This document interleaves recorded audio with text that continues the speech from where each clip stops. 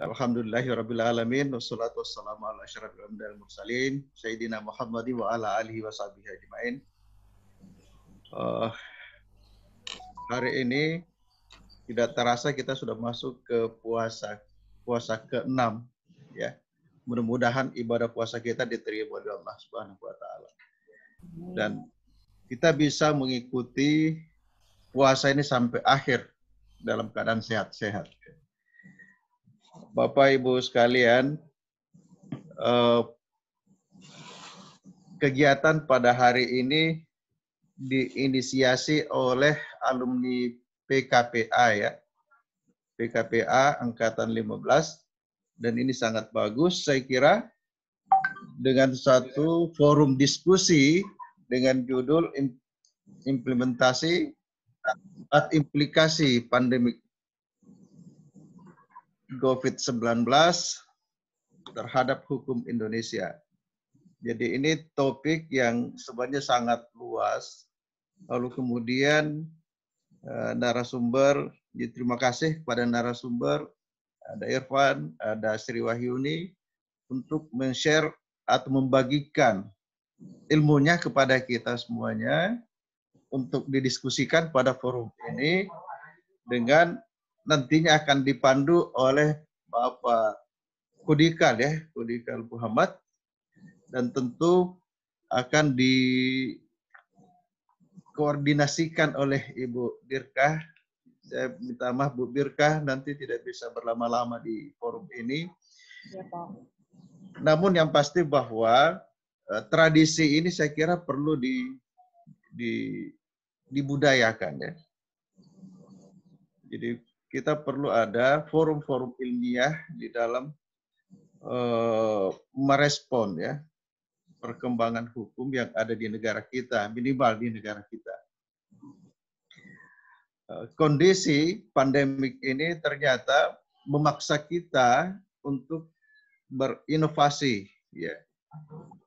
Berdiskusi melalui online ternyata juga sangat menarik, bahkan mungkin bisa lebih serius jika dibandingkan dengan kita berdiskusi dalam forum yang terbuka seperti biasanya.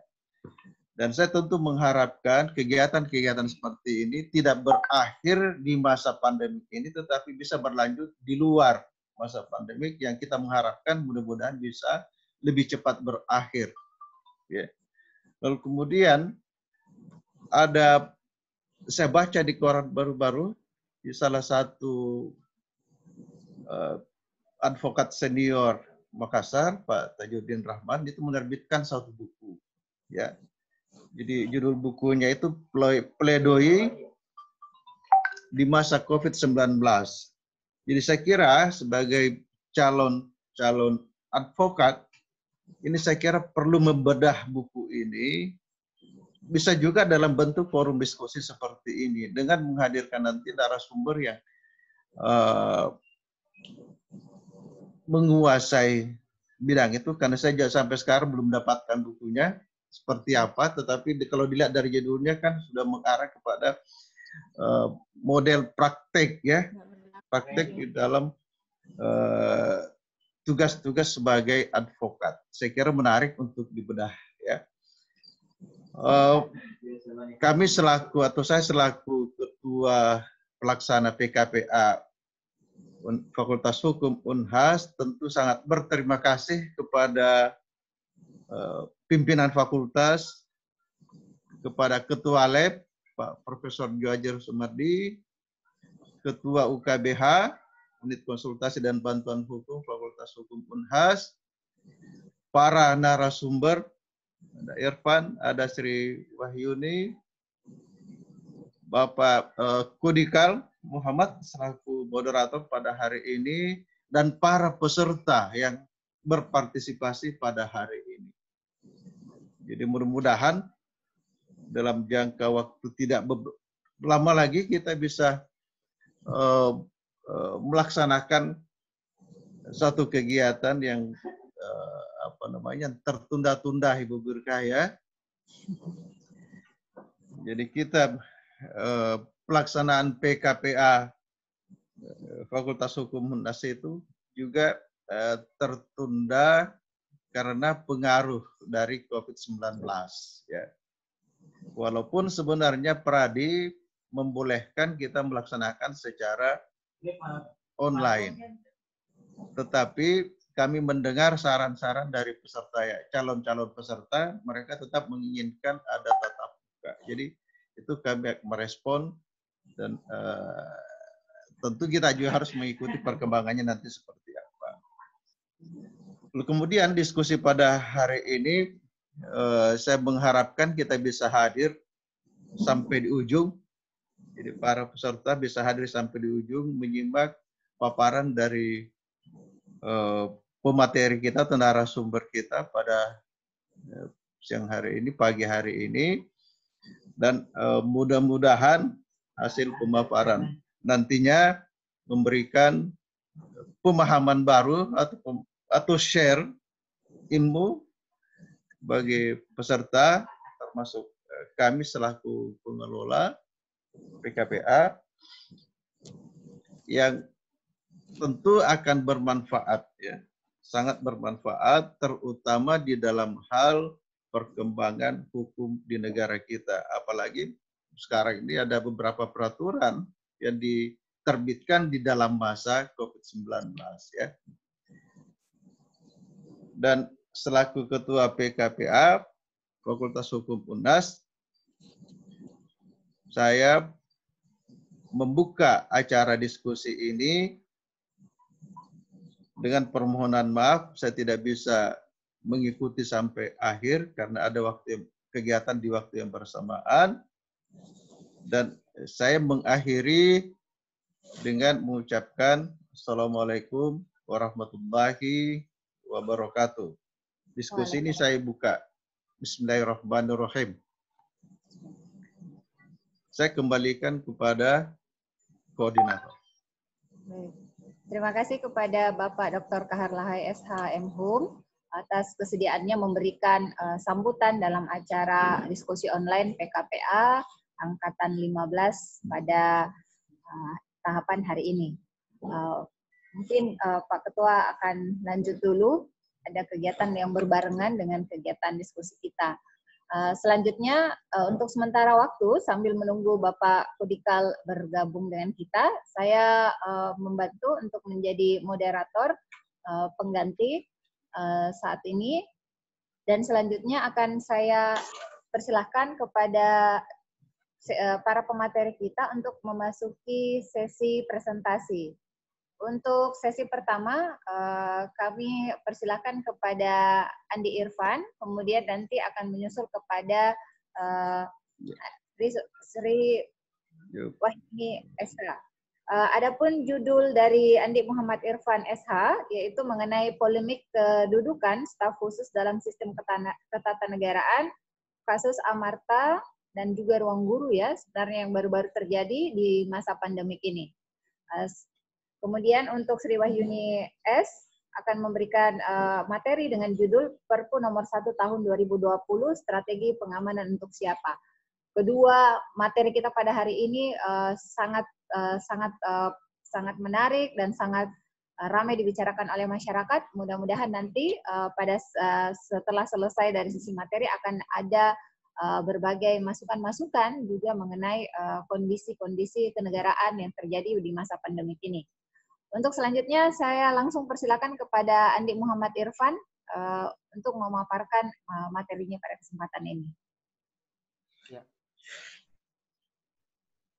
Ini saya share materinya dulu lewat PowerPoint.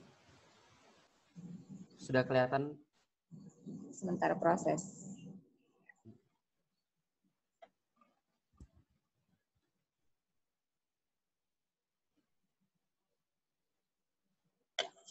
Oke, ya, kelihatan. Ya, Bu.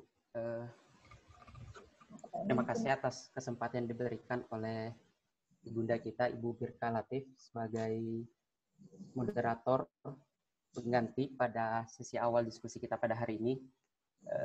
Sebagaimana yang telah disampaikan tadi, bahwa kita akan membawakan materi tentang polemik kedudukan staf khusus Presiden dalam sistem ketatanegaraan. Dan tentu dalam pemaparan materi nanti saya merasa bahwa materi ini sebenarnya masih banyak perlu masukan dan kritikan dari Bapak Ibu sekalian yang sempat hadir, dan tentu mungkin itu bisa kita perdalam lagi diskusi kita dengan melalui sesi tanggap menanggapi, dengan harapan materi nanti ini akan bisa menjadi kajian materi yang lebih mendalam. Bapak, Ibu, dan teman-teman sekalian yang sempat hadir pada diskusi hari ini, sebagaimana kita ketahui bahwa polemik staf khusus Presiden akhir-akhir ini sangat ramai diperbincangkan, meskipun pada akhirnya jawaban terhadap akhir dari kasus ini sampai hari ini sudah mulai terbaca, di mana kedua staf khusus Presiden yang pada waktu itu diisukan telah mengundurkan diri dari jabatannya sebagai staf khusus Presiden itu sendiri. Dan kalau kita mengkaji permasalahan tersebut, sebenarnya tentu kita tidak terlepas dari bagian untuk mengkaji bagaimana sebenarnya kedudukan staf khusus Presiden dalam sistem ketatanegaraan. Dan untuk menjawab persoalan ini, kita akan mengacu kepada beberapa dasar hukum yang ada. Ada Perpres nomor 40 tahun 2005 tentang staf khusus Presiden, ada Perpres nomor 3 tahun 2011 tentang staf khusus Presiden dan staf khusus Wakil Presiden. Ini kedua Perpres ini sejatinya sudah tidak berlaku, sebab sudah diganti dengan Perpres nomor 17 tahun 2012 tentang utusan khusus Presiden, staf khusus Presiden, dan staf khusus Wakil Presiden. Aturan inilah yang sampai sekarang terus mengalami perubahan-perubahan hingga terakhir telah diubah sebanyak telah mengalami perubahan ketiga sebagaimana diatur dalam Perpres nomor 56 tahun 2020.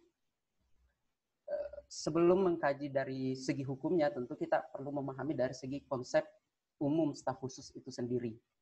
Di mana kalau kita berbicara mengenai staf, ini sejatinya nomenklatur ini sangat erat kaitannya dengan keorganisasian, sebab staf itu sebagai salah satu unsur dalam organisasi. Di mana dalam konsep organisasi, itu staf diartikan sebagai unit yang tidak secara langsung ikut serta mencapai tujuan organisasi, tapi bentuk kontribusinya adalah dalam hal yang sifatnya tidak langsung, seperti misalnya dengan menyediakan bantuan di bidang kepegawaian, keuangan, material, dan bantuan-bantuan lainnya. Ini konsep umum mengenai staf khusus. Selain itu juga konsep staf khusus pada dasarnya sangat berkembang pada mulanya di organisasi militer, di mana staf diartikan sebagai orang yang membantu perwira tinggi, yang di mana tugasnya do anything and everything the general may ask him to do. Artinya melakukan segala sesuatu yang diperintahkan oleh pemimpinnya, seperti pelayanan surat menyurat, transportasi, dan sebagainya. Dan terakhir ini ada pendapat dari salah satu pakar pakar ilmu administrasi, di mana menurut Sondang Pesiagian, pekerjaan staf adalah pendukung kegiatan manajemen dan bertugas untuk membuat para pimpinan lini, atau dalam hal ini pimpinan operasional, tugasnya menjadi lebih efektif. Sehingga pelaksanaan tugas staf berupa kegiatan-kegiatan pemberian bantuan kepada pimpinan yang untuk mencapai tujuan organisasi itu sendiri. Ini konsep umum mengenai staf. Dari konsep ini kita bisa menarik suatu pemahaman bahwa staf pada dasarnya tidak memiliki tanggung jawab operasional keluar. Sebab tugas staf itu melekat pada pimpinan yang mengangkat dia sebagai staf. Di mana sebagaimana kita katakan tadi, tugas staf itu adalah sekedar membantu. Baik itu membantu dalam hal persoalan teknis ataupun memberikan bantuan dengan berupa saran, masukan, serta rekomendasi bagi pimpinan. Selain itu juga, dalam konsep umum di staf khusus staf itu sendiri, staf tidak dapat memberikan instruksi secara langsung kepada petugas operasional atau petugas yang bergerak secara langsung untuk mengeksekusi kebijakan.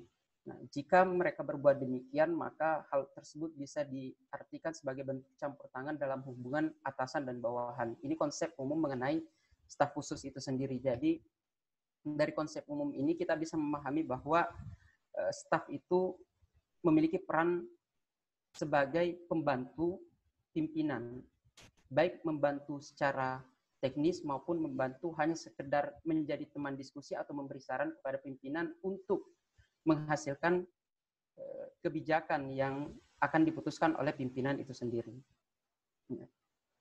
Kalau kita mengacu pada normanya, staf khusus presiden saat ini diatur dalam Perpres nomor 17 tahun 2012, kemudian diatur juga dalam Perpres nomor 55 tahun 2015, dan juga Perpres nomor 39 tahun 2008. Dan selain itu juga masih ada lagi Perpres terbaru, yaitu Perpres nomor 56 tahun 2020. Namun di dalam Perpres ini tidak ketentuan mengenai staf khusus presiden itu tidak diubah sama sekali. Kalau kita melihat dasar mengingat Perpres tentang staf khusus presiden ini, kita akan menemukan dua landasan hukum yang dipakai untuk membentuk staf khusus. Yang pertama adalah pasal 4 ayat 1 UUD NRI 1945 dan pasal dan Undang-Undang nomor 5 tahun 2014 maksud di sini tentang aparatur sipil negara. Nah, dari poin mengingat ini tentu kita bisa melihat bahwa sejatinya tidak ada nomenklatur di atas Perpres yang secara spesifik menginstruksikan presiden untuk membentuk staf khusus presiden. Sebab di pasal 4 ayat 1 itu sendiri hanya memberikan amanat bahwa presiden memegang kekuasaan eksekutif. Di Undang-Undang nomor 5 tahun 2014 tentang ASN itu hanya mengatur terkait dengan kebijakan ASN, di mana di dalam Perpres ini diatur juga bahwa ASN bisa juga diangkat sebagai staf khusus presiden. Nah, kalau kita mengacu dari dasar mengingat ini, tentu kita bisa membaca bahwa kehadiran staf khusus ini semata-mata murni kebijakan pemerintahan yang diambil oleh presiden. Sehingga kalau kita mengacu pada konstitusi, khususnya pasal 4 ayat 1, di mana telah diberikan kekuasaan presiden untuk melaksanakan memegang kekuasaan eksekutif, nah pada tahap inilah, dalam pelaksanaan kekuasaan tersebut, presiden membentuk suatu badan untuk membantu pelaksanaan tugas tersebut, sehingga hadirlah Perpres nomor 17 tahun 2012. Nah, namun yang perlu dipahami, ada atau tidaknya staf khusus presiden ini tidak menjadi suatu hal yang wajib, artinya dia ada atau tidaknya pemerintahan tetap bisa berjalan, namun ini bisa menjadi kebijakan, salah satu kebijakan atau langkah yang bisa diambil presiden untuk membentuk organ-organ baru dalam lingkungannya dalam membantu pelaksanaan tugasnya. Nah, selanjutnya adalah di dalam Perpres ini terdapat beberapa poin penting yang mengatur tentang staf khusus presiden. Yang pertama adalah untuk memperlancar pelaksanaan tugas presiden dibentuk staf khusus presiden. Itu diatur pada pasal 17. Di sini kita juga bisa melihat bahwa rasa memperlancar pelaksanaan tugas presiden di sini telah menegaskan bahwa sejatinya hadirnya staf khusus ini memiliki fungsi untuk membantu pelaksanaan tugas yang dimiliki oleh presiden. Selanjutnya adalah di poin kedua, staf khusus presiden melaksanakan tugas tertentu yang diberikan presiden di luar tugas yang sudah dicakup dalam susunan organisasi kementerian dan instansi pemerintahan lainnya. Di dalam pasal ini sejatinya telah mendudukkan bahwa antara staf khusus dengan organisasi kementerian itu memiliki kewenangan yang berbeda.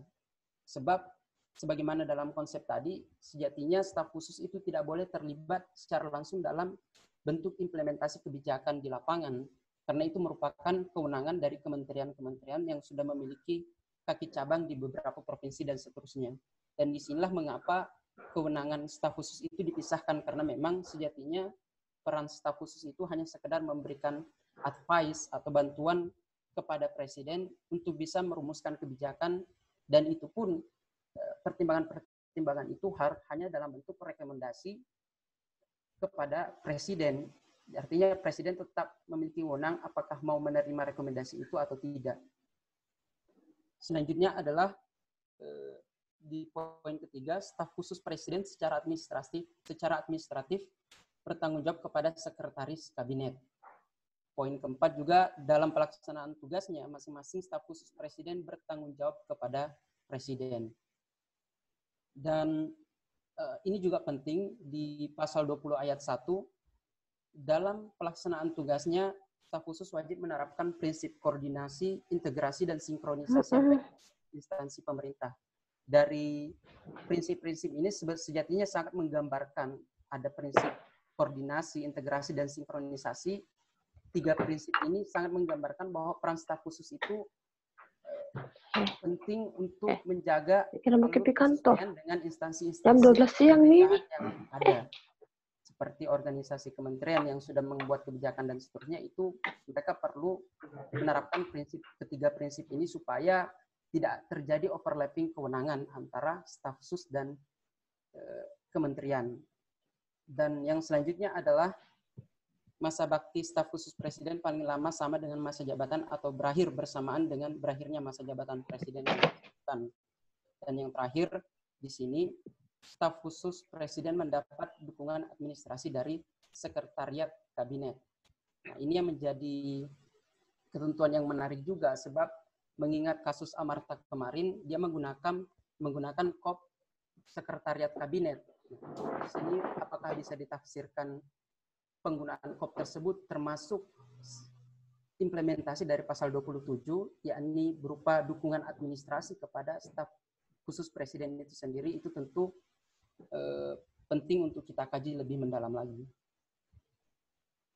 Dan yang menarik juga di sini, di dalam Perpres staf khusus presiden mengenai pengangkatan staf khusus, diatur di dalam pasal 21, pengangkatan dan tugas pokok staf khusus presiden ditetapkan dengan keputusan presiden. Dan ayat 2 disebutkan lagi, staf khusus presiden dapat berasal dari pegawai negeri dan bukan pegawai negeri. Dan lanjut di pasal 22, pegawai negeri yang diangkat menjadi staf khusus presiden diberhentikan dari jabatan organiknya selama menjadi staf khusus presiden tanpa kehilangan statusnya sebagai pegawai negeri. Pertanyaan dari mekanisme pengangkatan ini tentu menimbulkan suatu pertanyaan, bagaimana dengan staf khusus yang berasal dari bukan pegawai negeri. Nah, kalau kita melihat larangan rangkap jabatan di pasal 22 bagi ASN, sejatinya untuk staf khusus yang juga yang berasal bukan dari pegawai negeri juga sejatinya perlu juga pengaturan apakah dia boleh merangkap jabatannya atau tidak.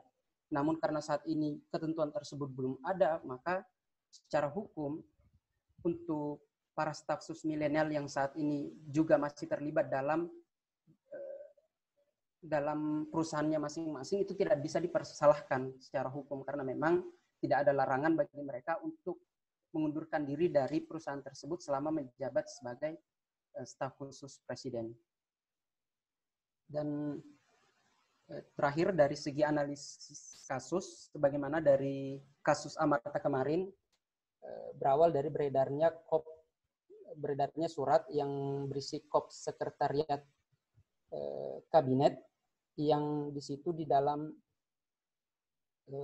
surat tersebut menginstruksikan kepada para camat untuk melibatkan perusahaan milik staf khusus itu sendiri dalam penanganan COVID. Nah, sejatinya untuk menganalisis surat ini, pertama dari segi hukum, kalau kita mengacu kepada kewenangan atau tugas pokok staf khusus itu sendiri, pada prinsipnya sebagaimana saya sampaikan tadi, bahwa staf khusus itu hanya memiliki peran untuk memberikan saran atau masukan kepada presiden dalam mengambil kebijakan.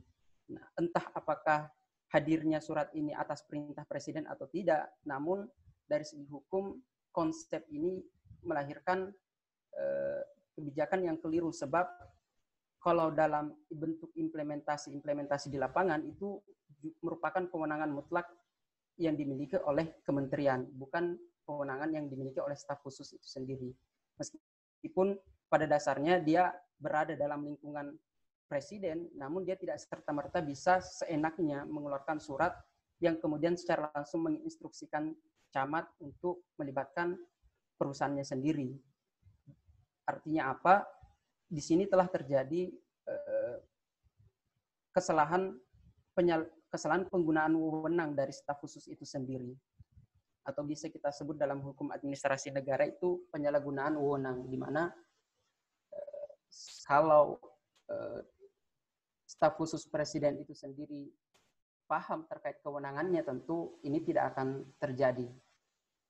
Kita bisa melihat bahwa memang di sini niatnya baik, artinya untuk membantu pemerintah menangani pandemi COVID-19 ini. Namun tujuan yang baik itu tidak cukup.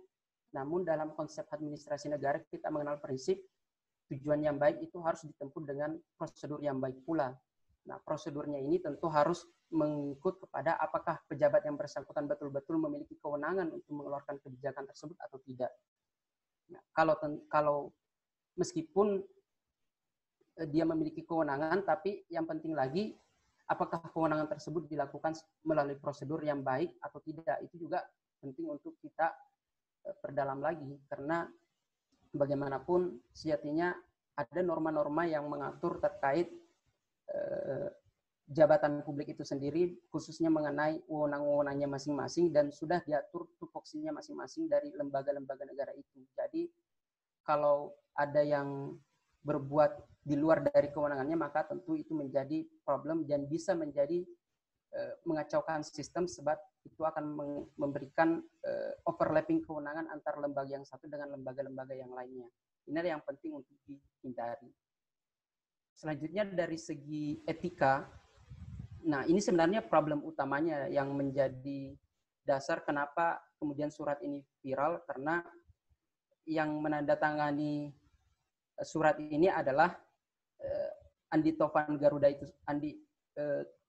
Garuda Putra itu sendiri, yang dalam hal substansi suratnya juga menunjuk perusahaannya sendiri. Ini merupakan bagi saya merupakan pelanggaran etika yang sangat berat, karena ini bisa menjadi konflik of interest yang tentunya ke depannya ini bisa menjadi cikal bakal tindak pidana korupsi itu sendiri, di mana ketika pejabat publik mulai menggunakan sarana atau kewenangan yang ada pada dirinya untuk mendapatkan keuntungan pribadi. Dan disinilah yang penting untuk dipahami bahwa apalagi dalam sistem pemerintahan kita mengenal prinsip good governance, dan salah satu prinsip yang sangat penting adalah prinsip akuntabilitas.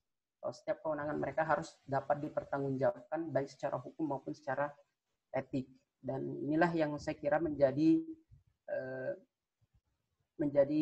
problem mengapa kemudian kasus terkait staf khusus presiden ini menjadi viral akhir-akhir ini. Selain kasus Amarta, kemarin juga kita lihat ada kasus Ruang Guru. Sama halnya juga ini bagian dari kalau dari segi etika ini tentu juga bentuk pelanggaran terhadap prinsip konflik of interest, di mana sejatinya ketika kita menjadi pejabat publik, kita urgensi mungkin harus berupaya menghindari hal-hal yang bisa membuat kita mengalami konflik kepentingan. Nah, apalagi misalnya dalam kasus ini Belva sendiri juga masih terlibat di Ruang Guru, makanya ini menjadi polemik yang sangat dipermasalahkan oleh publik pada waktu itu. Dan seterusnya adalah untuk persoalan Perpres itu sendiri, sejatinya ada beberapa poin yang perlu kita antisipasi ke depan. Yang pertama adalah perlu dilakukan evaluasi kembali terhadap Perpres nomor 17 tahun 2012 untuk menyempurnakan beberapa ketentuan yang masih dianggap kurang, khususnya tentang pola pengangkatan maupun pemberhentian staf khusus presiden itu sendiri.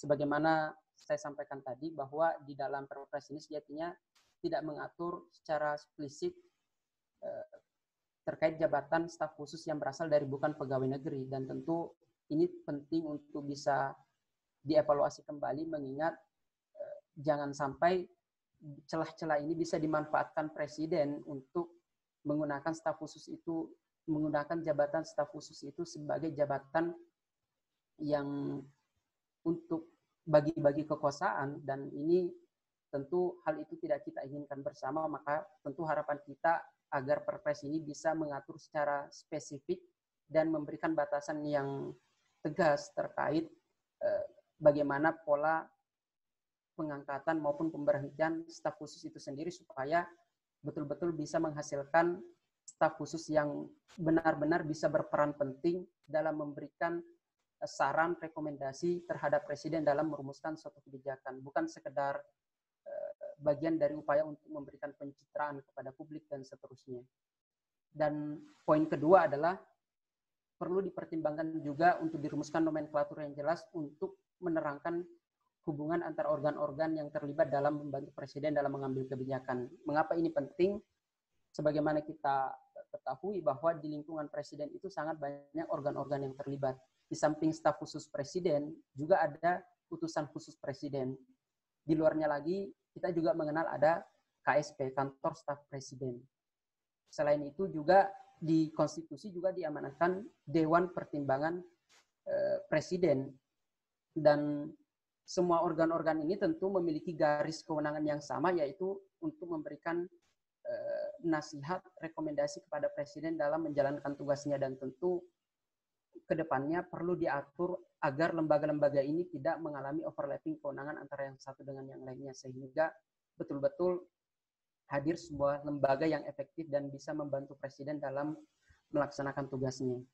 Dan yang terakhir terkait dengan tema kita pada hari ini, yaitu tentang implikasi pandemi COVID-19 pada hukum Indonesia. Tentu kita bisa melihat bahwa pada hari ini memang pandemi ini sangat berimplikasi terhadap pelaksanaan atau sistem hukum yang ada saat ini. Belum kita akhirnya juga mulai belajar lagi tentang hukum tata negara darurat, hukum pidana darurat, dan hukum lainnya yang bersifat darurat, di mana ketika terjadi suatu keadaan yang seperti saat ini, yang sudah darurat kesehatan, yang juga sudah darurat bencana, maka penting untuk mengevaluasi berbagai macam kebijakan-kebijakan hukum yang dilakukan oleh pemerintah. Namun yang paling penting di sini adalah bagaimanapun situasi kedaruratan yang terjadi saat ini itu tidak mengesampingkan setiap pejabat publik untuk tetap melaksanakan kewenangan sesuai dengan tupoksi yang diberikan berdasarkan peraturan perundang-undangan. Situasi kedaruratan saat ini tidak menjadi dasar bagi pejabat publik untuk kemudian bertindak di luar kewenangan yang telah diatur dalam peraturan perundang-undangan. Dan kalaupun itu terjadi, maka tentu justru itu bisa menjadi problem yang cukup serius lagi dalam institusi pemerintah itu sendiri. Mungkin itu saja, Bapak Ibu sekalian. Tentu dari pemaparan materi ini saya sangat berharap kita bisa berdiskusi lebih lanjut lagi, apalagi di sini banyak senior-senior dan juga tentu Bapak Ibu sekalian yang lebih paham dan juga bisa memberikan pemahaman dan materinya terkait topik kita pada hari ini. Mungkin sekian saja Bapak Ibu sekalian, saya kembalikan kepada Ibu Moderator, Ibu Birka Latif. Baik, terima kasih kepada Andi Muhammad Irfan yang telah memberikan pemaparan mengenai polemik kedudukan staf khusus dalam sistem ketatanegaraan, termasuk di dalamnya juga membahas mengenai analisa atas kasus dari segi hukum dan juga dari segi etikanya. Untuk selanjutnya kita akan mendengarkan Sri Wahyuni S dengan judul mengenai Perpu nomor 1 2020 strategi pengamanan untuk siapa. Namun sebelumnya izinkan saya untuk memanggil Bapak Kudikal Muhammad. Alhamdulillah sudah ada di layar saya lihat ini. Moderator kita pada ini bisa di-unmute dulu Pak Kudikal. Izin Pak. Siap. Halo. Ya, baik Pak Kudikal. Gimana kabarnya? Ya, baik. Alhamdulillah, saya minta maaf sebelumnya ini saya terlambat karena dalam perjalanan tadi pada ke kantor. Siap. Tapi namun demikian tidak menghalangi. Saya kira namun acara sudah berlangsung, tapi kami tetap mensupport. Baik Bu, terima kasih banyak. Ini namun tadi Adinda Andi Irfan Alamsah. telah memaparkan beberapa materi terkait dengan polemik kedudukan staf khusus dalam sistem ketatanegaraan, dan saya perhatikan bahwa ada satu kasus yang diangkat, yaitu Amarta di masa pandemik ini. Saya masih memberi apresiasi Isma Adik di mana dalam hal ini kali pertama yang kita laksanakan dalam PKPO Unhas, dan tetap kami akan memberikan kepada teman-teman atau peserta yang lain barangkali, atau bisa menanggapi atau bisa memberikan pertanyaan. Kebetulan ada Bapak Kahar Lahai di sini juga hadir dengan kita, yang juga dipandu dengan Ibu Dr. Birka Esa, dan semoga kita sehat semua, Bu ya. Pertama-tama saya ucapkan juga selamat menjalankan ibadah puasa. Oke, jadi dari beberapa pertanyaan tadi, ada beberapa pembahasan tadi, mungkin dari dari para peserta, mungkin bisa memberikan pertanyaan yang kita tampung tiga dulu pertanyaan awal. Untuk selanjutnya nanti kita ini. Baik, saya serahkan kepada peserta untuk memberikan pertanyaan, dan peserta siap atau pembina atau kebetulan yang hadir Bapak Kahar Lahai bisa juga memberikan penjelasan dari paparan nantinya atau seperti apa. Baik, saya serahkan kepada peserta. Mungkin ada yang bertanya, silakan. Bagus kalau iklan. Tapi baik mau saya lihat iklannya dia dipisahkan antara konten YouTube.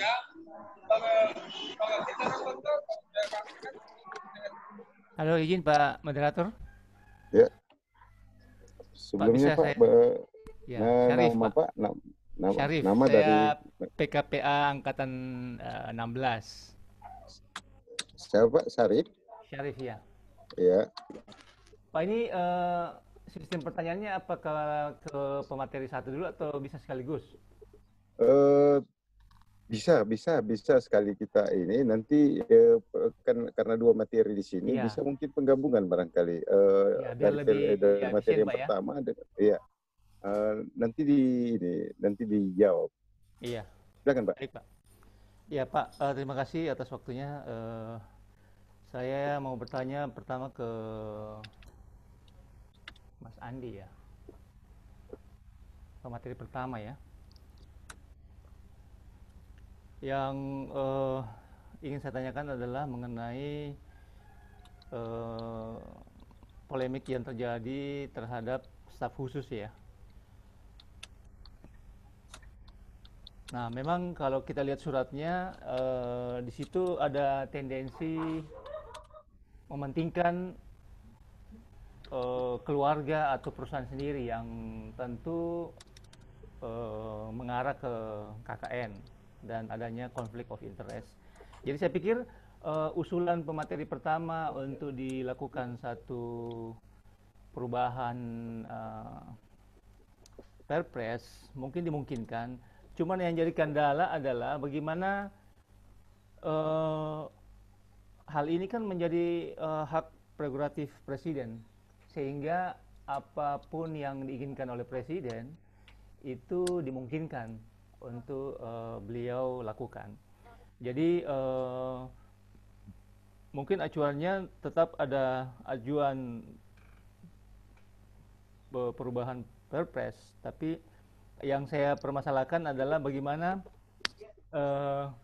hak prerogatif presiden ini juga jadi satu landasan atau rekomendasi agar lebih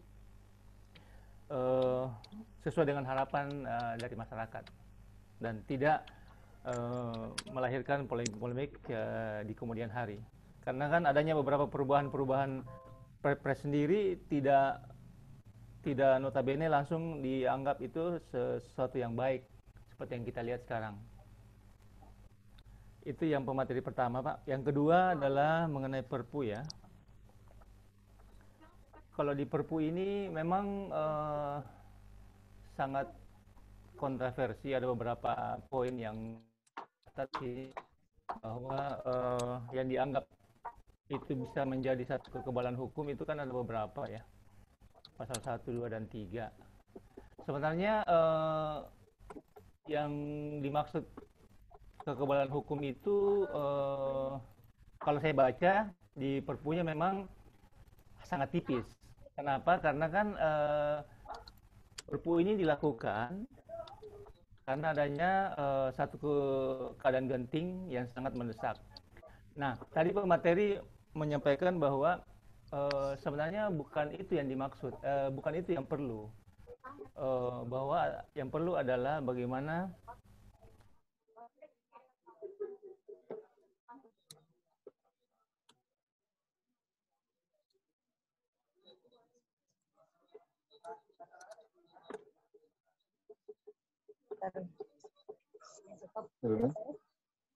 Kayaknya terstop, terhenti dari Pak Sarif ya, jaringannya. Kita lihat lagi. Halo Pak Sarif.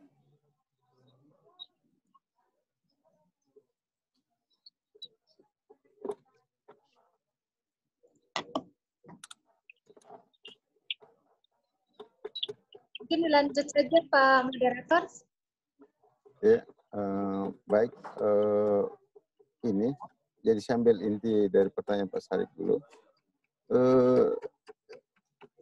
Ini polemik yang terjadi pada staf khusus. Bagaimana dengan hak prerogatif presiden? Itu inti ya. Satu. Yang kedua dari pemateri kedua, Perpu sangat kontroversi dengan hak kekebalan hukum. Ini kemudian terputus dan kita lanjut untuk lebih untung kepada ada di satu makanya dia di sana bagi-bagi sembako. Halo. Mungkin ada peserta yang lain yang bisa memberikan pertanyaan, kami serahkan dan kami silahkan dan berikan waktu. Ya. Baik yang berupa pertanyaan ataupun masukan ya Pak Moderator. Ya.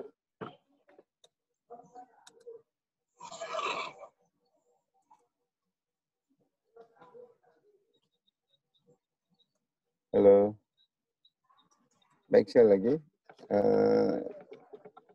Kami serahkan kepada peserta untuk memberikan masukan ataupun pertanyaan daripada kedua pokok materi ini. Yang kemudian mari dengan kita bisa membahas secara bersama-sama nantinya. Halo? Bagaimana dengan peserta? Halo?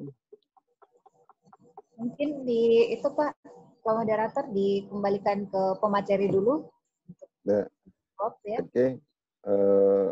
Baik, makasih Bu. Karena tidak ada yang ini, sambil kita menunggu pertanyaan lagi untuk selanjutnya, maka sebelumnya itu kami akan serahkan ke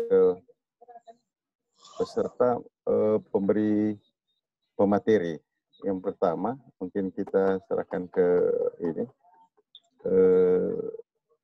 Andi Muhammad Irfan dengan pertanyaan tadi, polemik yang terjadi pada staf khusus, bagaimana dengan hak prerogatif presiden? Silahkan dijawab ya, Dinda Irfan.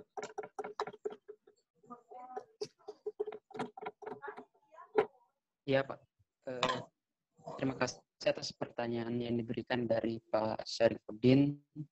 Sejatinya tadi saya tidak mendengar begitu jelas pertanyaannya karena saya sempat tadi terputus, mungkin pengaruh jaringan juga. Mengacu pada pertanyaan yang disampaikan, intinya tadi beliau menanyakan bagaimana dengan hak prerogatif presiden khususnya dalam kaitan tentang staf khusus presiden itu sendiri. Apakah betul begitu pertanyaannya, Pak? Jadi yang sempat ini, karena sempat dia terputus, yang saya hanya ini, kopi tadi bahwa polemik, pertanyaannya tadi yang berjudul polemik yang terjadi pada staf khusus. Dan satu, bagaimana dengan hak prerogatif presiden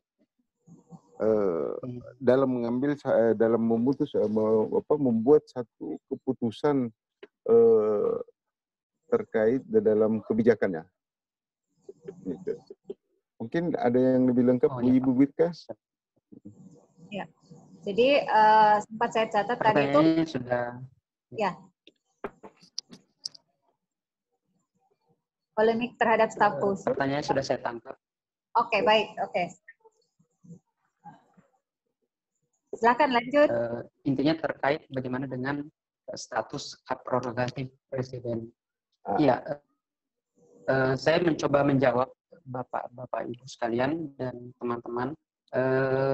Sejatinya kalau kita membaca Perpres tadi, sebagaimana di poin mengingat itu disebutkan dasar hukum yang mendasari hadirnya Perpres ini adalah pasal 4 ayat 1 UUD NRI 1945. Di dalam pasal ini disebutkan bahwa Presiden memegang kekuasaan di bidang pemerintahan. Nah, dari ketentuan ini sejatinya ini menggambarkan bahwa pembentukan staf khusus oleh Presiden itu merupakan hak prerogatif Presiden.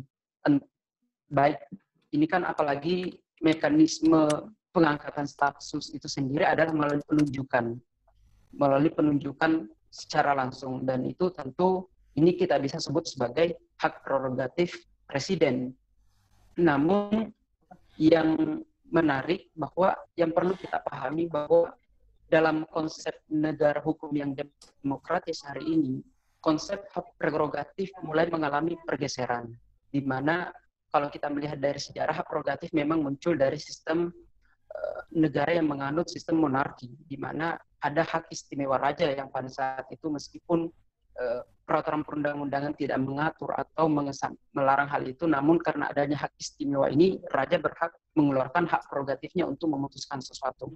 Namun yang kita perlu pahami situasi pada hari ini telah terjadi pergeseran di mana penguatan konsep negara hukum yang demokratis lebih mendepankan bahwa setiap tindakan yang diambil atau langkah yang diambil oleh Presiden harus senantiasa dapat dipertanggungjawabkan. Nah, begitu pula halnya dengan staf khusus itu sendiri, meskipun dalam hal ini staf khusus juga dapat disebut sebagai bagian hak prerogatif, namun itu tidak menutup kemungkinan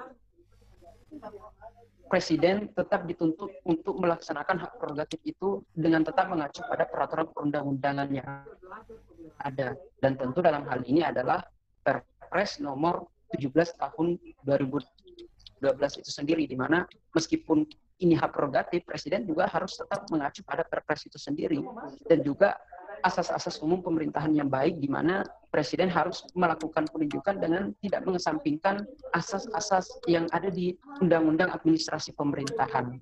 Dan tentu kalau ini dilaksanakan, tentu keseimbangan antara hak prerogatif itu sendiri dan bagaimana pertanggungjawaban dari setiap tindakan Presiden itu akan tercapai. Dan disinilah bagi saya secara pribadi, meskipun pengangkatan staf khusus itu adalah merupakan hak prerogatif, namun intinya adalah ini tidak bisa mengesampingkan aturan hukum untuk bisa mengatur, memberikan regulasi untuk mengatur pelaksanaan hak prerogatif itu sendiri, dan Presiden harus patuh terhadap aturan itu. Mungkin itu jawaban dari saya, Pak. Baik, terima kasih Irfan. Mungkin kita beralih ke pemateri yang kedua. Mungkin Dinda Yuni mungkin bisa dijawab tadi daripada pertanyaan Bapak Sarif, yaitu dengan adanya Perpu yang sangat kontroversi dan mempunyai hak kekebalan hukum. Silakan. Ya, terima kasih Pak Moderator atas waktunya. Yang sempat saya tangkap tadi dari pertanyaannya Pak Syarifuddin, bahwa sebenarnya memang benar adanya Perpu nomor 1 tahun 2020 ini memiliki banyak kontroversi karena beberapa aturan di dalamnya itu betul-betul sangat berbahaya ketika diterapkan, karena akan menimbulkan kekebalan hukum bagi pelaksana dari Perpu ini sendiri. Terutama tadi di pasal, saya lihat di pasal 27 tentang aturan peralihan. Aturan peralihan di situ disebutkan bahwa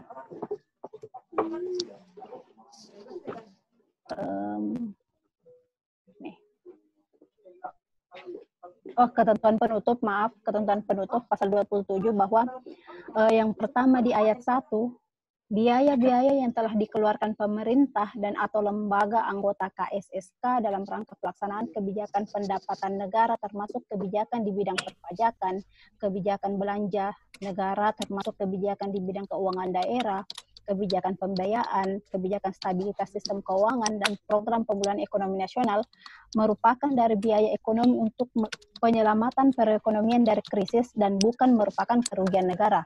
Nah, pasal ini merupakan pasal yang betul-betul membebaskan pemerintah maupun dan atau lembaga anggota KSSK dari jeratan korupsi. Karena seperti yang kita ketahui bahwa unsur utama dari korupsi adalah adanya kerugian negara. Nah, jika dalam Perpu ini sendiri sudah ditetapkan bahwa itu bukan merupakan kerugian negara, maka segala bentuk penyalahgunaan anggaran ataupun penyalahgunaan kewenangan yang mengakibatkan kerugian bagi keuangan negara itu tidak dapat dijerat sebagai tindak pidana korupsi lagi.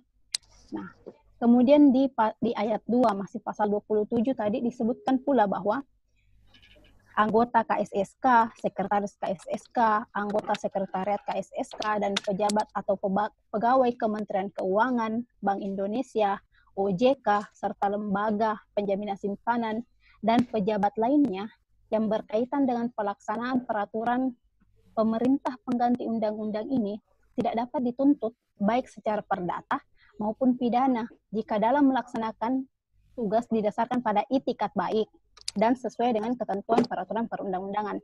Nah, seperti yang kita ketahui, itikat baik di sini itu penilaiannya kalau bagi saya, menurut saya pribadi itu sedikit itu subjektif, artinya tergantung dari penilaian hakim nantinya apakah yang bersangkutan dapat dikatakan beritikat baik atau tidak. Nah, ini sebenarnya yang apalagi sampai sekarang unsur-unsur atau bentuk-bentuk real dari itikat baik itu belum dapat kita lihat dengan jelas gitu. Nah, kemudian di ayat 3 lagi, segala tindakan termasuk keputusan yang diambil berdasarkan Perpu ini bukan merupakan objek gugatan yang dapat diajukan kepada peradilan tata usaha negara. Jadi segala kebijakan yang diterbitkan dalam masa pandemi COVID-19 ini tidak dapat diajukan gugatan ke PT UN meskipun nantinya terdapat kekeliruan atau ketidaksesuaian dengan yang seharusnya dirasakan oleh masyarakat. Nah, oleh sebab itu sebenarnya Perpu ini sangat bahaya ketika istilahnya seolah dengan adanya pasal 27 ini selain membuka celah bagi oknum-oknum yang kurang bertanggung jawab, juga seolah menghilangkan aspek pengawasan masyarakat ataupun DPR misalnya. Pengawasannya DPR terhadap pelaksanaan pelaksanaan Perpu ini dalam masa pandemi COVID-19 ini. Nah, kemudian yang kedua tadi terkait dengan tadi sebelum terpotong saya sempat dengar bahwa katanya yang saya sampaikan kan sebenarnya bukan ini yang kita butuhkan sebenarnya. Bukan peraturan perundang-undangan terkait kebijakan keuangan negara ataupun stabilitas ekonomi yang kita butuhkan saat ini. Tetapi suatu peraturan perundang-undangan yang dapat kita gunakan untuk istilahnya bagaimana mengatasi penyebaran pandemi COVID-19 ini, karena ancaman terhadap keuangan negara dan stabilitas perekonomian nasional merupakan akibat dari adanya pandemi COVID-19 ini. Jadi yang kita butuhkan sebenarnya, yang merupakan kebutuhan mendesak sebenarnya adalah sebabnya, sebab yang mengakibatkan. Jadi ada hubungan sebab akibat. Ketika akibatnya adalah mengancam perekonomian nasional, sebabnya adalah pandemi COVID-19, maka yang harus kita tangani terlebih dahulu adalah penyebaran pandemi COVID-19 ini, supaya tidak berdampak pada sistem stabilitas perekonomian maupun keuangan negara. Jadi itu yang jawaban dari pertanyaan tadi yang sempat saya dengar. Kalau misalnya masih kurang, mohon disampaikan. Terima kasih Pak Moderator, terima kasih Bu. Baik, terima kasih Adinda Uni. Kami kembali dengan Pak Syarif. Halo Pak Syarif. Iya Pak, halo, maaf tadi terputus. Jadi gimana Pak, tadi dengan pembahasan kedua pemateri di atas tadi, gimana menurut Bapak kira-kira Pak? Masih ada yang mau disanggah atau seperti gimana? Ya kalau yang pertama saya udah setuju, sepakat dengan pertanyaan. Yang kedua mungkin saya karena terputus tadi, jadi ada yang perlu saya tambahkan sebenarnya. Bisa Pak ya? Iya. Ya? Silakan. Iya. Jadi sebenarnya Perpu nomor 1 ini ada plus minusnya juga sih. Plusnya adalah kalau menurut saya seperti yang tadi saya singgung bahwa di beberapa negara, terutama kan Indonesia kita ini selalu mengambil contoh ke Amerika ya, baik itu sistem hukum maupun kebijakan-kebijakan ya. Jadi begitu ada permasalahan, langsung pemerintahnya mengajukan ke Kongres untuk tambahan dana. Nah, kenapa Perpu nomor 1 ini, saya baca juga, kenapa Perpu nomor 1 ini diambil? Alasan pemerintah adalah karena ini salah satu-satunya jalan untuk menjawab defisit anggaran yang 3% itu. Karena kalau dipaksakan, pemerintah tidak akan bisa dapat dana. Sehingga pemerintah mengajukan Perpu nomor 1 ini untuk menjawab bahwa undang-undang keuangan tidak bisa lagi diubah gitu. Ya, jadi untuk mengganti undang-undang keuangan negara yang membatasi defisit belanja itu maksimum 3%. Sementara dengan adanya COVID ini, semua masyarakat, artinya negara membutuhkan biaya tambahan. Ya, kita juga tahu bahwa IMF juga sudah memberikan bantuan. Nah, itu bantuan apa? Itu sama semua dengan yang membuat defisit ini. Sehingga kenapa pemerintah mengambil? Jadi positifnya di situ, gerak cepat untuk menjawab kebutuhan akan permasalahan COVID-19 ini. Jadi mendesaknya di situ, sehingga pemerintah kalau tidak membuat Perpu agak sulit untuk bergerak mendapatkan dana. Jadi kita tahu juga kan Perpu ini akan sudah diserahkan oleh Menteri Keuangan DPR, jadi menunggu persetujuan DPR. Nah, pasal-pasal yang krusial tadi yang di pasal 27, 1 dan 2, 1, 2 dan 3 sebenarnya memang tinggal sekarang kita kawal. Ini mungkin tambahan aja, Pak. Sekaligus dengan tambahan pertanyaan dan tanggapan bahwa tinggal pengawasan keuangan itu. KPK juga sudah pernah saya nonton bahwa KPK sudah mewanti-wanti bahwa penggunaan anggaran menyangkut COVID ini betul-betul itu diawasi. Jadi pengawasannya di situ. Karena memang saya sendiri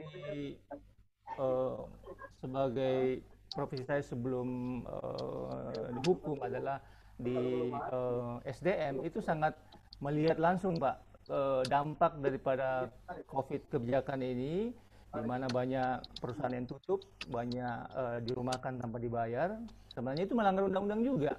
Kalau Anda merumahkan karyawan ya bayar dong gajinya. Tapi bagaimana mau membayar kalau pelaku usaha juga tidak mencukupi dananya, sehingga itu tertunda-tertunda. Jadi saya pikir kebijakan ini ada plus minusnya, dan saya menganggap plusnya lebih banyak karena gerak cepat pemerintah menerbitkan undang-undang ini. dengan menjawab permasalahan yang ada. Jadi tinggal kontrolnya, ya, apa KPK, OJK sendiri mengeluarkan kebijakan terhadap kebijakan soal relaksasi pembiayaan. Jadi itu. Jadi saya pikir ini tinggal pengawasan aja dari KPK bagaimana pemanfaatan anggaran yang ratusan triliun itu, Pak. Terima kasih. Jadi baik, terima kasih Pak Syarif. Yang tadi pertanyaan yang disampaikan oleh pemateri kedua, apa Bapak sudah ini kurang puas atau masih perlu pembahasan lagi ditambah dengan adanya lagi pertanyaan? Masih perlu tambah lagi. Oke, baik. Oke, baik, makasih Pak. Lalu materi yang kedua, Uni. Halo Uni. Iya Pak. Jadi ada tambahan lagi pertanyaan dari Bapak Syarif ini, yaitu kenapa Perpu ini diambil, ya, karena itu sangat mendesak, karena apa, dengan adanya defisit negara yang 3%, maka terbitlah Perpu itu. Jadi inti daripada Perpu itu hanya tinggal dikawal, perlunya pengawasan yang serius, yaitu di mana dalam hal ini dilakukan oleh KPK. Itu mungkin yang pertanyaannya. Jadi artinya kenapa Perpu ini diambil?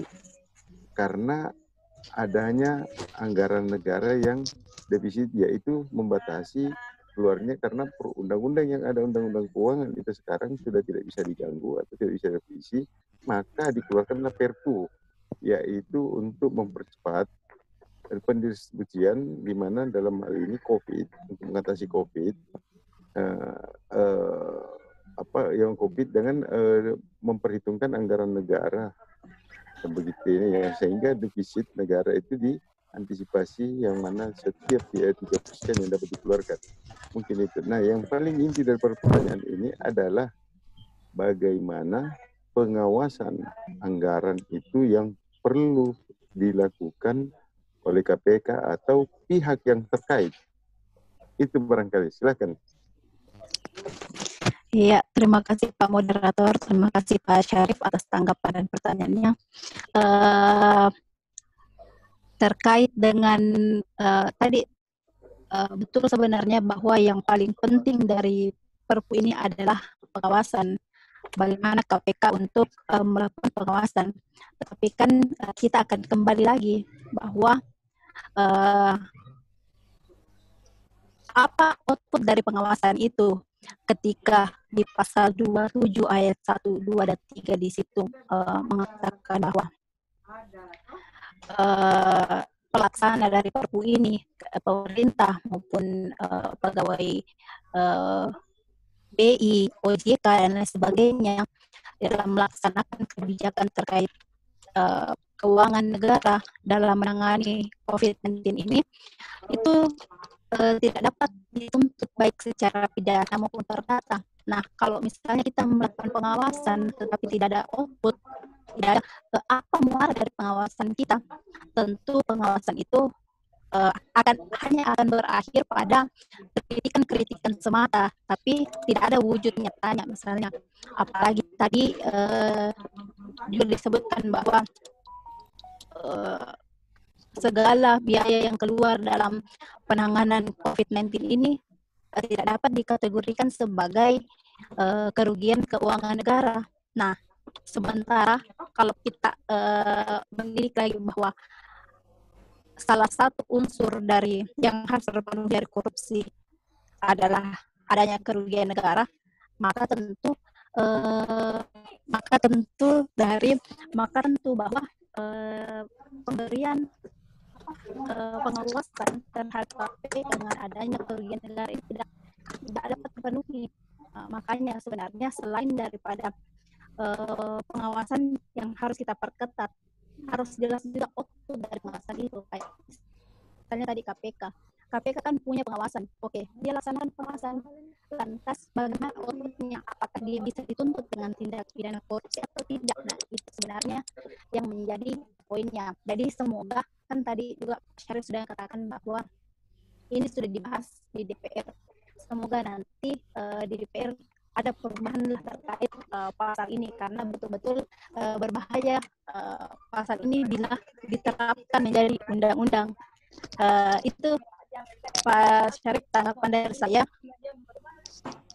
Saya kembalikan kepada Pak Moderator. Baik, baik. Terima kasih, Yuni. Jadi inti dari ini saya coba kembali dari Pak Syarif, apakah sudah merasa puas atau sepakat dengan jawaban yang diberikan oleh pihak pemateri? Halo, Pak Syarif. Iya. Ya. Bagaimana menurut Pak Syarif dengan jawaban yang diberikan oleh pemateri? Iya. Saya pikir itu sudah masuk Pak ya, sudah sepakat. Cuman mungkin ada hal menarik satu lagi Pak di sini. Ya. Bahwa tadi kan untuk apa KPK ada atau melakukan pengawasan kalau itu sudah dijelaskan di pasal 27 tadi itu, bahwa semua aparat yang berhubungan dengan ini tidak dapat dituntut secara pidana maupun perdata ya. Karena masalahnya ini memang bencana, jadi ya mungkin itikat baik ini, nah mungkin kita nanti sebagai advokat akan mencari itikat baik ini, benar nggak Anda melakukan atau memberikan kebijakan itu dengan itikat baik sehingga tidak ditemukan ada tendensi korupsi gitu ya. Jadi kan tidak berindikasi korupsi ataupun KKN gitu. Jadi ya kelihayan nanti kita sebagai penegak hukum iya untuk mencari bahwa pelaku pengambil kebijakan ini apakah memang menjalankan sesuai dengan etikat baik atau tidak. Nah, nanti ditemukan di situ. Jadi saya rasa sudah bagus. Artinya prinsipnya adalah ini memang perlu gerak cepat untuk mencari tambahan dana menjawab defisit anggaran itu sehingga pemerintah bisa mengambil satu kebijakan cepat. Tinggal DPR nanti itu menyetujui mungkin dengan catatan atau seperti apa Pak. Terima kasih Pak. Oke, bagaimana? Jadi mungkin saya bisa tambah sedikit ya untuk penanya dan ini. Ya, Pak. Jadi kalau kita lihat tindak lanjut daripada KPK di sini selaku pengawas yang juga punya kewenangan sebagai menindaklanjuti suatu perbuatan di mana yang tadi saya jelaskan dengan penanya bahwa KPK itu dapat dikategorikan seseorang dapat dikategorikan ketika merugikan negara. Oke. Tetapi tidak akan terjadi kerugian negara ketika tidak ada korporasi di dalamnya. Ya. Jadi kalau ada korporasi, jadi kalau kita melihat memang ini dalam undang-undang Perpu ini nomor 1 2020, memang sangat kontroversi. Kenapa? Ada beberapa elemen lembaga di dalamnya. Memang di dalam hal ini ada OJK ya sebagai pemberi kredit atau sebagai pengawas keuangan dalam pengawas dalam pemberian jaminan kredit ya atau lembaga finansial, dia adalah selalu pengawas atau bank. Terus bank memang dia mempunyai hanya sebagai pengawasan. Tetapi yang inti daripada Perpu 2020 di sini barangkali adanya KPK yang mempunyai tugas khusus yang tanpa intervensi atau apa, dia berhak untuk melakukan penindakan ketika terjadi kerugian negara terhadap anggaran yang dikeluarkan, di mana memang anggaran ini dibutuhkan untuk penanganan COVID-19. Nah, sehingga perlu dilakukan pengawasan dalam penyaluran dana bantuan. Dan mungkin fungsi daripada, kita bicara fungsi di sini, fungsi daripada KPK bukan sebagai pemberikan bantuan, tetapi selaku fungsi pengawas yang memberikan fungsi pengawas dalam menjalankan fungsi pemerintah untuk pemerintah yang bersih, jujur dan adil. Saya kira itu. Oke, baik, makasih Pak. Terima kasih Pak. Oke, baik, makasih. Halo, saya kembalikan lagi dengan penanya, peserta. Jangan sampai ada yang mau bertanya, silahkan. Mungkin sudah dijawab semua daripada materi. Mungkin ada lagi peserta yang ingin memberikan masukan atau pertanyaan, silakan.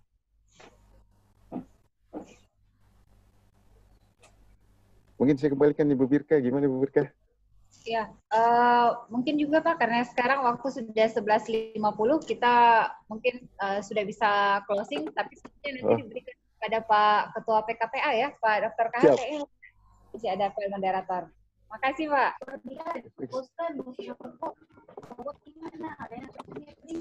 Biar akan ditutup sesinya. Lanjut aja. Dilanjut aja. Ya, baik Pak. Saya mengucapkan terima kasih kepada narasumber kita pada hari ini, kepada Andi Muhammad Irfan, kepada Sri Wahyuni, dan juga untuk moderator keren kita pada hari ini Pak Kudikal yang ruh-ruhnya hari ini harus mepet-mepetan untuk bisa ini, termasuk juga dengan ini mohon maaf sekali sehingga agak terputus-putus, tapi saya lihat alhamdulillah semuanya berjalan lancar. Saya juga mau mengucapkan banyak terima kasih kepada peserta yang telah ikut serta dalam kegiatan. Namun sebelum kita tutup, izinkanlah saya untuk meminta kembali kepada Ketua PKPA Unhas untuk memberikan sepatah dua kata terakhir sebelum closing.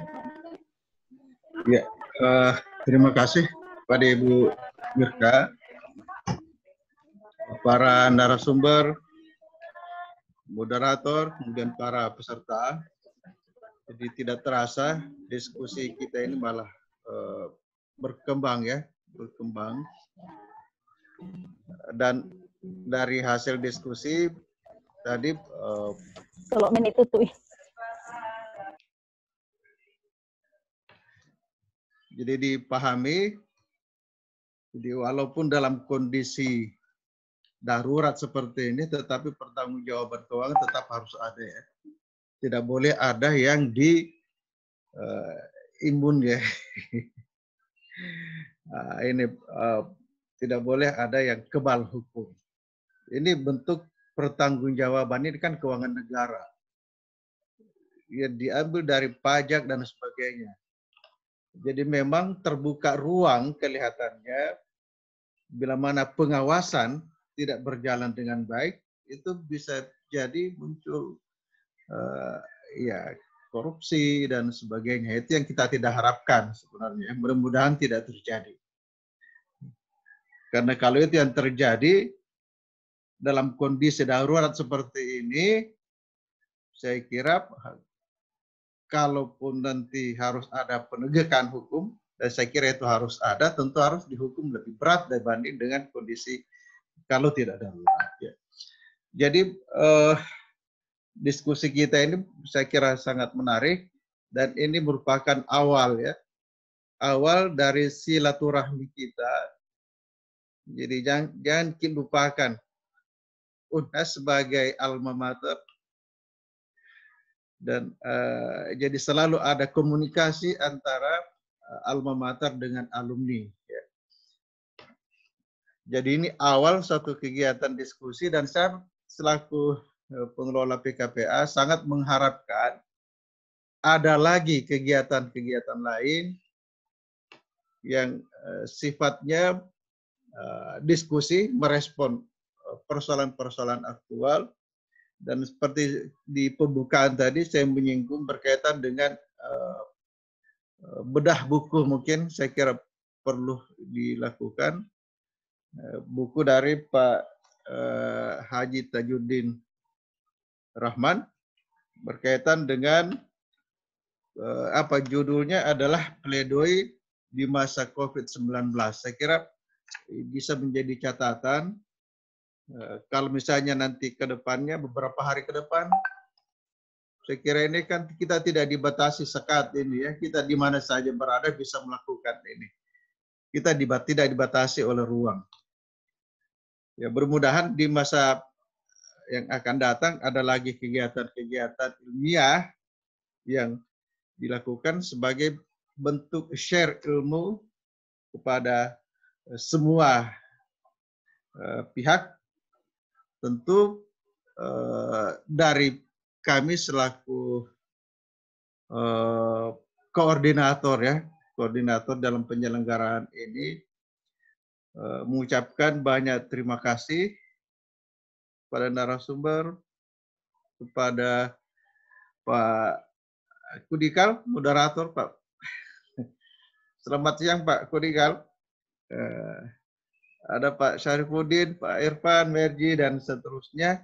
Sampai hari ini ada, sampai jam ini masih 20 orang yang berpartisipasi ya. Jadi bahasanya kita diskusi kecil tetapi bermanfaat. Gitu ya. Jadi saya mengharapkan mungkin nanti bisa dikoordinasikan oleh insya Allah Ibu Dr. Birka ya. Amin. Tinggal sedikit lagi waktunya. Amin, amin Pak. Iya.